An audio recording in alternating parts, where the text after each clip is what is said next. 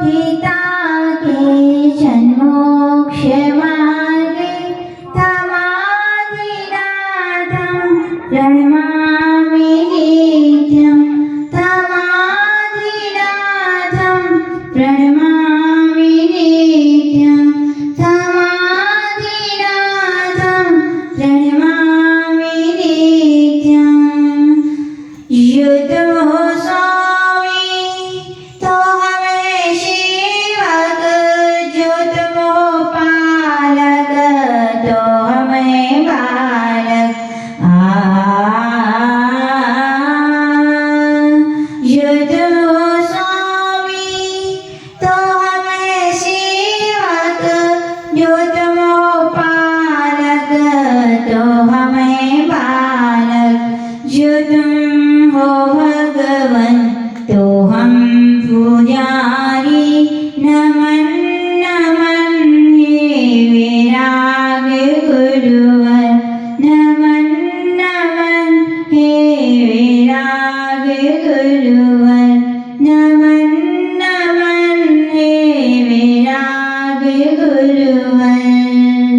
अनंतानंद शुद्ध परमेष्टि भगवान की, देवादेव का श्री आदिनाथ भगवान की, देवादेव का श्री पार्श्वनाथ भगवान की, परम पूज्य गुरुनाम गुरुदेव आचार्य श्री 108 श्री विमल सागर जी महामुनि राज की, परम पूज्य गुरुनाम गुरुदेव आचार्य श्री 108 श्री सतमती सागर जी महामुनि राज की, परम पूज्य बुंदेलखंड के प्रथमाचार्य गणाचार्य गुरुदेव 108 श्री विराट सागर जी महामुनि राज की, अहिंसामय विश्व धर्म की, भगवान के निर्माण महामहोत्सव की, परम पूज्य आर्यकामा विविक्त श्री माता जी की, आर्यका संघ की, शंबर दर्शन के निराकार, सम्यक ज्ञान के मूलाधार, सम्यक चारित्र के श्रेष्ठ आकार स्वरूप परम श्रद्धेय परमाराध्य पूज्य गुरुदेव से विगत वर्षों में जो कुछ श्री पाश प्रभु भगवान के व्यक्तित्व की महिमा गरिमा को जाना समझा अनुभव किया वही आपको बताएंगे।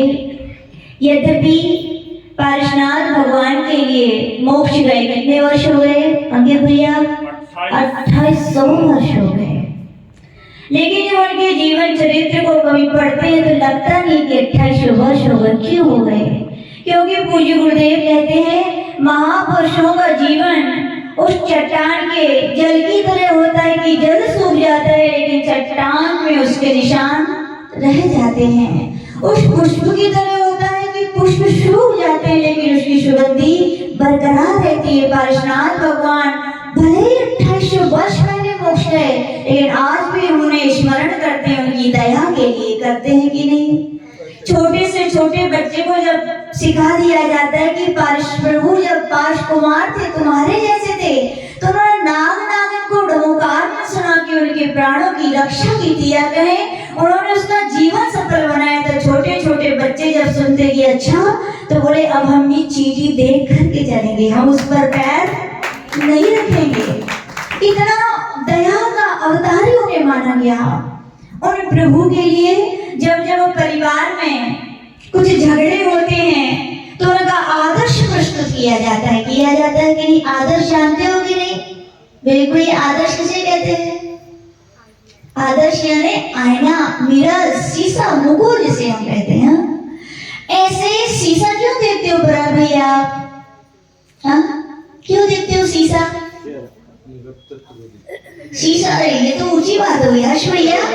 जब क्या चेहरा देखने? कौन बोला? अपनी सुंदरता देख। कौन बोला?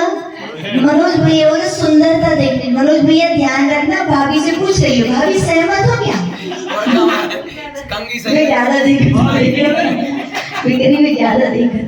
याद रखना कोई भी व्यक्ति क्यों ना हो शीशा इसलिए नहीं देखता कि हम सुंदर दिखें, नहीं चंद जी। शीशा इसलिए देखा जाता है यदि आपने पाउडर लगाया है तो पाउडर कहीं ज्यादा या कम तो नहीं हो गया। बोलो सही है कि नहीं? सही है। अब भले ही हमने अभी नहीं लगाते लेकिन इसलिए काजल लगाते हो तो किस लिए देखते हो? इसलिए नहीं कि काजल लगा के नहीं, काजल कहीं ज्यादा और कहीं कम तो नहीं हो गया। सुनील भैया शीशा देखते हो तो इसलिए देखते हो कहीं बाल खड़े तो नहीं है तो बिठा देते हो।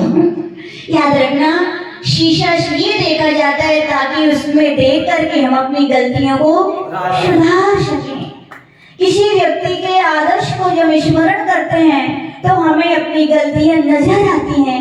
भगवान पाश प्रभु के जब क्षमा के रूप में उनके लिए देखते हैं तो एक भातृ प्रेम, एक वात्सल्य और एक व्यक्तित्व जगत झलकता है। देखो उनके भाई कमर थे, उन्होंने एक कभी गलत चेष्टा की थी, लेकिन फिर भी देखो भाई प्रेम कहते हैं भैया भैया के लिए खून खून के लिए पिघलता है कि नहीं। ये आज की परिभाषा नहीं है, बोला माता जी पहले की थी, आज तो भैया भैया बोले ठीक है माता जी चल रहा है काम, ऐसा हो गया है। लेकिन वो भैया देखो गलती होने के बाद भी वो मरुभूति कमठ के पास गया था कि भैया चलो। क्या गलती किससे नहीं होती? क्यों मालूम आचार्य बोलते क्यों उसके अंदर ऐसे भाव थे? आचार्य बोलते हैं यद्यपि शादी नहीं करनी चाहिए नरेंद्र जी, शादी ब्याह बर्बाद, शादी इज बर्बादी, किसी को शादी नहीं करनी चाहिए, लेकिन हो जाए। और सुनील भैया कहते हो जाती मतलब भूल से हो जाते हैं, बोलते भूल से हो जाए तो याद रखना परिवार आपका बना है। तो कहा गया और अपनों के बीच नोक झोंक तो होती है भी नहीं होती, सहज है, उसमें कोई अपन का नहीं है, ये सहज प्रकृति है संसारी जीवों की।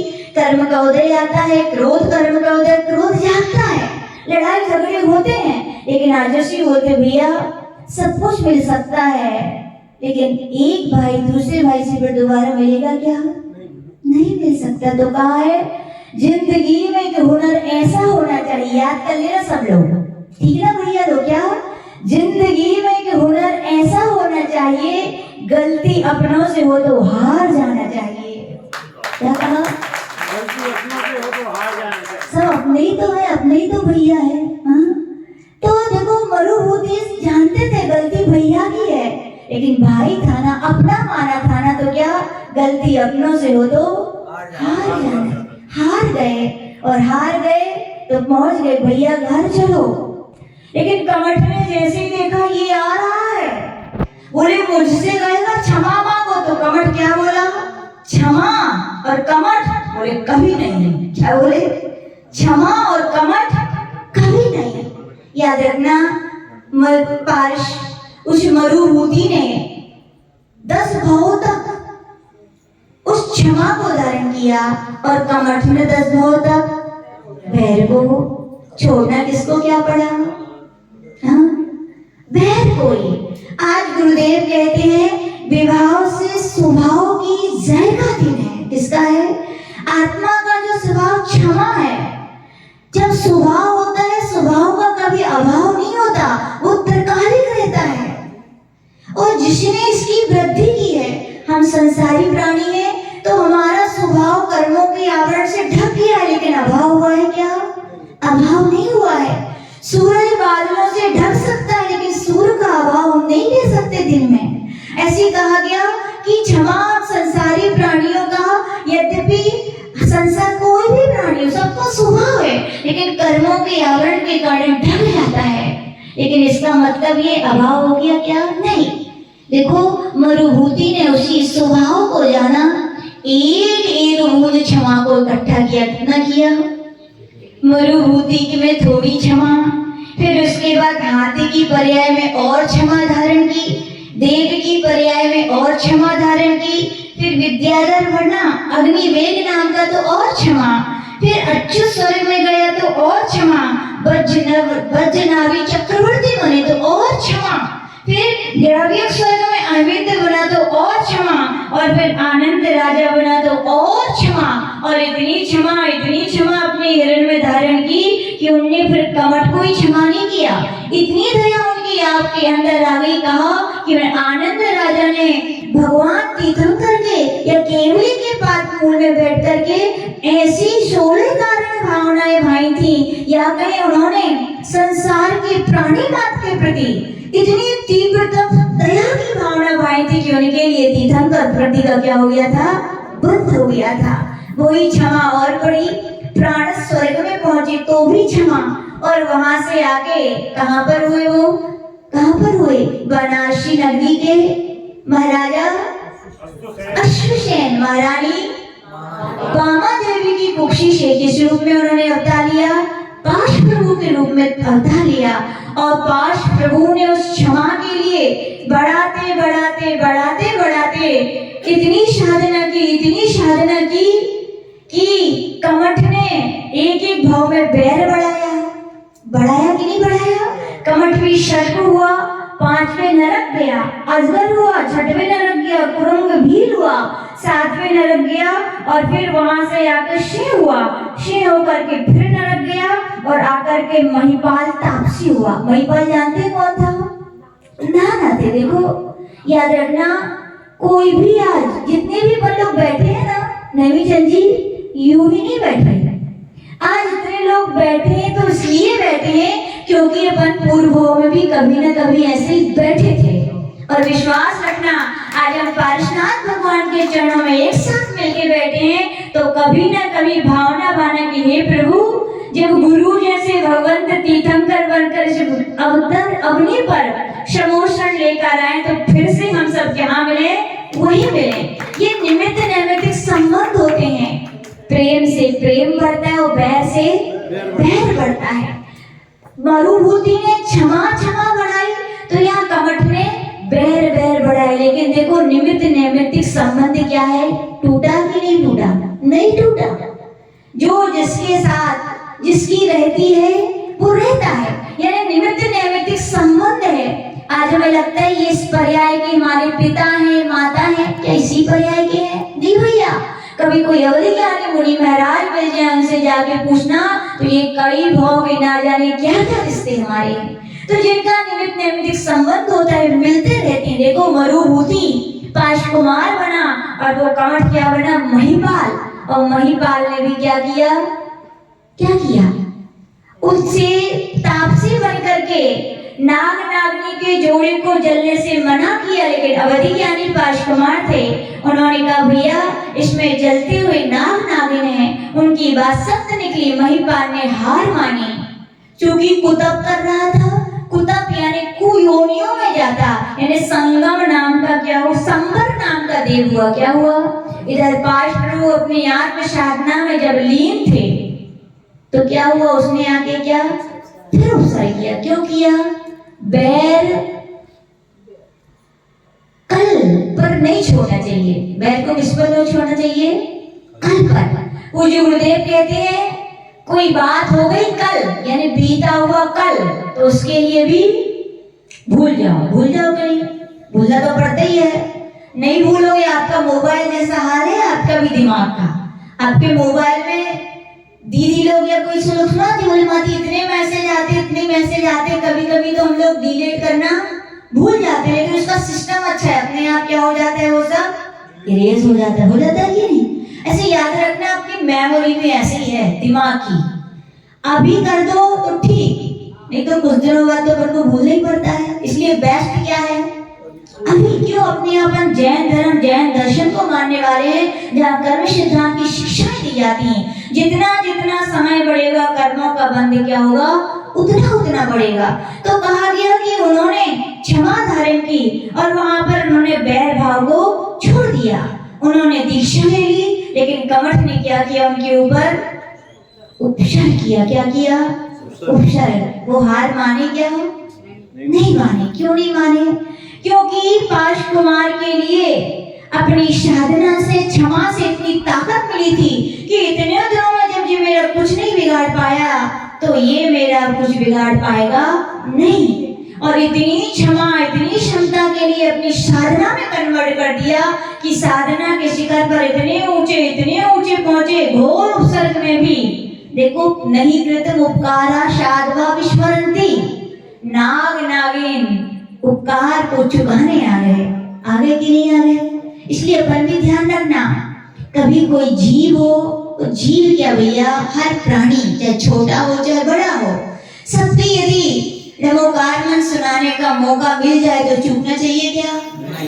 पूज्य गुरुदेव को हम लोग देखते हैं इतने बड़े संत होकर जब विहार करते हैं ना, सड़क पे ऐसे कोई जानवर मिल जाता है तो सहजता से बिना बुलाए पहुंच जाते हैं। नमोकार मंत्र क्या, मानो उनके जीवन भवों को सुधारने वाली संजीवनी दे देते और उनके भवों क्या है, सुधर जाते हैं। अपन को शिक्षा लेनी चाहिए कि अपन भी ऐसी दया करें। याद रखना, आज तुमने किसी का उपकार किया है तो वो भी तुम्हारा उपकार, बहुत सारे भाव अपन को बिताने हैं अभी मोक्ष आने के पहले, ना जाने किस घड़ी में कौन किस समय हमारे काम आ जाए। तो आज ऋषि बोलते हैं सबसे बना के रखना चाहिए। क्या बोलते हैं गुरुदेव, कोई कितने ही बिगाड़े लेकिन फिर भी क्या रखो, बना के रखो, पता नहीं कौन क्या हो जाए। तो आचार्य भगवान कह रहे हैं कि इतनी उन्होंने क्षमा धारण की साधना, उनकी निश्चल साधना हो गई कि उन्हें क्या हो गई, केवल ज्ञान की प्राप्ति हो गई। आज भी दिगंबर के श्रवण परंपरा में यदि क्षमता की मूर्ति के रूप में और आदर्श के रूप में भी नाम लिया जाता है पार्श्वनाथ भगवान का, आज भी वर्तमान पर संतों पर उपसर्ग आते हैं। पूज्य गुरुदेव के जीवन से तो आप सभी परिचित हैं, अनेकों उपसर्ग आते हैं। आज जी को ऐसा नहीं पता कि नहीं मालूम हो कौन है करने वाला, सब कुछ पता है, लेकिन फिर भी गुरुदेव से जब उनके भक्त सहजता से पूछे, गुरुदेव आप तो सब जानते हैं तो बता क्यों नहीं देते? तो आचार्य मालूम क्या बोलते हैं, बोले मैं पारसनाथ भगवान की परंपरा का हूँ। बोले कौन परंपरा का हूँ? यहाँ अपकारी के प्रति भी अपकार की भावना नहीं, उसके ऊपर क्षमा की भावना रखी जाती है। बोले ऐसा ये क्षमत्व के क्षमता का पाठ पढ़ाने वाले कौन थे? पार्श्वनाथ भगवान थे। हम भी सीख ले कुछ ना कुछ। हाँ? आज भगवान पार्श्वनाथ का निर्माण महोत्सव बना के इतना जरूर सीख लें। क्या सीख लें? 2 लाइनें जो पहले बताई थी, क्या बताई थी? जिंदगी में एक हुनर मनोज भैया ऐसा भी होना चाहिए, जंग अपनों से हो तो हार जाना चाहिए। देखो तो कितना आनंद आता है हार में भी, हार के भी तुम जीत जाओगे भैया। तुम्हारा छोटा भैया बड़ा भैया को तुम कहोगे क्षमा, तो आपके चरणों में पानी पानी होकर के आएगा। वो कैसा हो गया कि देखो तो एक बार क्षमा करके उस आनंद को लेके देखो। तो कह रहे हैं ऐसा हुनर लाइए। और दूसरा आचार्य हमेशा बोलते हैं कितना भी कुछ तुम्हें रगड़ा जाए, लोग बोलते हैं माता जी में गुस्सा नहीं आती, लेकिन क्या करें, कौन की कहें, अब कौन को जोड़ हुआ है तब हंस भैया गुस्सा आती नहीं आ। बोले हमें बिल्कुल नहीं आ, जो श्रीमती जी हैं लगी रहती है, तो गुस्सा हमें ऐसे ही है ना। आज भैया कहते हो मैं गुस्से में देख रही है आगे सभी लोग जाते हैं यूं ही बोलते कि नहीं कि माता जी छोटू भैया सही है कि नहीं? बोले हमें गुस्सा थोड़ी आती, लेकिन घर वाले गुस्सा सत्य है कि नहीं है? अरे रे रे रे, लेकिन याद रखना जिनेंद्र भगवान जिनवाणी और दिगंबराचार्य गुरु करे भैया, ये आपका सिद्धांत सत्य है कि नहीं? चलो एक उदाहरण से देख लेते हैं। मान लीजिए किसी ने कहा कि कभी कुआं गए आप लोग, कौन कुएं से पानी भरा, किस किसने भरा? विवेक भैया ने भरा, सबने भरा। अच्छा अच्छा अच्छा, नरेंद्र जी ने भी भरा, सुनील भैया तो देख भी नहीं गए कुआं को, डर लगा तुमको तो गिरने से। तो कुआं में पानी भरने कैसे जाते हो बताओ? छोटू भैया तुम ऐसे पूछ रहे कैसे जाते हो कुएं में पानी भरने? बाल्टी ले गए और छन्ना। अच्छा, और सही कह नहीं है, छन्ना ले जाते हैं और रस्सी, और फिर क्या किया? बाल्टी में बांधी कि कुआं में बांधी? अच्छा, कुएं रस्सी को किसमें बांधा? बाल्टी में। फिर क्या किया? फिर डाल दी कहाँ? कुएं में। फिर गिरने के ऊपर पानी आ गया पक्का। और मान लो हम कहीं नहीं आओ तो फिर क्या करोगे? मान लो जैसे छोटू भाई ने बाल्टी डाली, अब पानी नहीं आया तो फिर बार बार ऐसा ऐसा धक्का ऊपर नीचे करेंगे विवेक भैया। और मान लो आपने ऐसा भी किया और भाभी खड़ी थी बेकरी, अब फिर भी नहीं आओ, अब क्या करोगे बताओ? तो पानी और डालोगे क्या? याद रखना, रस्सी भले ही आपने डाली है कुएं में, बहुत बाल्टी को हिलाया डुलाया सब कुछ किया, पानी नहीं आया। मालूम क्यों नहीं आया? पता है किसी को क्यों नहीं आया?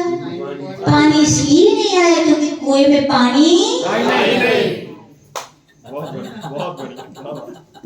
सत्य सही है कि नहीं? ऐसे याद रखना, ये सब बहाने हैं कि ये गुस्सा दिलाते हैं। यदि पाश प्रभु की तरह आपके अंदर कसाई नहीं होती तो याद रखना कमठ में कौन सी ऐसी कसर बाकी रखी थी हिलाने की, बताओ कितना नहीं हिलाया, लेकिन गुस्सा आई कि नहीं आई? क्यों नहीं आई? क्योंकि पानी कसाय रूपी जल नहीं था, और हमें तो तनकी धक्का में आ जाती है, यानी कि पानी छोटू भैया कसाय है कि नहीं है? नहीं तो कई साथ कसाय 11-12 स्थान बन जाती, बैठो बैठो। याद रखना कसाय हमारे अंदर हैं, पुरुषार्थ करना है कि ना आए। माचिस से सीख रगड़ो, जलेगी कि नहीं जलेगी? जलेगी पक्का। किसको कॉन्फिडेंस है कि यहाँ जलेगी? बताओ थोड़ा हाथ ऊपर करो। सही तरीके से हो जाए। नरेंद्र भैया, तो सुनील भैया नहीं जलेगी? क्यों नहीं जलेगी? अरे हम चलो रोगन में लगी है, चलो फिर हाँ नरेंद्र भैया कितना अच्छा बोले, माता जी माचिस यदि गीली होगी, माचिस में नमी होगी, कितनो तुम घटियो विवेक भैया, ये भाभी कह रही है बिल्कुल ना जले। इसे याद रखना, जीवन में थोड़े नम्र बनो, थोड़ा हृदय को थोड़ा नरमा हो। अरे दूसरों के प्रति नहीं तो अपने घर के प्रति, अपने वालों के प्रति नरमा हो। कितने ही तुम्हें रगड़े कोई क्रोध से, मान से, कसायों से, बैर से, लेकिन हृदय जब नम्रता से, दया से, अपनेपन से जब भीगा होता है तो याद रखना गुस्सा नहीं आती। वे छोटे छोटे बच्चे जब कितने पैर लगाते हैं, माँ को गुस्सा आती है कि नहीं? अरे मजा आता है, बोले क्या आता है? क्यों? आपका हृदय दया से, ममता से भरा है। और कोई पड़ोसी ना भी मारे, धोखे से भी लग जाए तो है ना? तो आचार्य भगवान कह रहे हैं कुछ नहीं, अपनों से यदि कुछ हो तो हार जाना चाहिए, और थोड़ा सा अपन क्या करें, नमी ले आए। इसमें ले अपने हृदय में। इतने सूखे रूखे बांस की तरह मत बनो कि तुम्हें अपने आप से रगड़ के जल जाओ। हाँ, इतने रूखे सूखे। हम भगवान पार्शनाथ की परंपरा के उनके भक्त हैं, उनको भी मानते हैं, तो उनके जीवन के समतामय आदर्श को भी अपने जीवन में आज तो नियम लेके जाना कुछ ना कुछ। बोले माता जी 24 घंटे में कुछ भी होगा, हम 24 घंटे तो नहीं कर पाएंगे, लेकिन ऐसा नहीं कि नहीं कर सकते, करने वाले कर सकते हैं। महाराज बनना तो 24 घंटे भी हो जाएंगे, नहीं गृहस्थ है तो अर्श भैया भगवान से कह के, भगवान दिन भर में यदि 10 बार यदि गुस्सा के मौके मिलेंगे तो वे एक बार जरूर अपने हृदय को नमी युक्त बनाने की कोशिश करेंगे। क्या करेंगे? ये आज का एक पुरुषार्थ वो मरुभूति का काम करेगा। मरुभूति जैसे एक एक भाव में अपनी क्षमा को बढ़ाते विश्वास रखना, ये हमारा अभी का एक बार का क्षमा ना जाने कितनी बढ़ती बढ़ते हमें 5 पन्नों की तरह केवल ज्ञान को प्राप्त कराकर हमारी आत्मा का भी कल्याण करेगी। कहना तो बहुत कुछ था, लेकिन स्वीट एंड शॉर्ट। जीवन में बस इतनी 2 बातें याद रखें, क्योंकि आप ग्रस्त हैं। क्या क्या याद रखना है?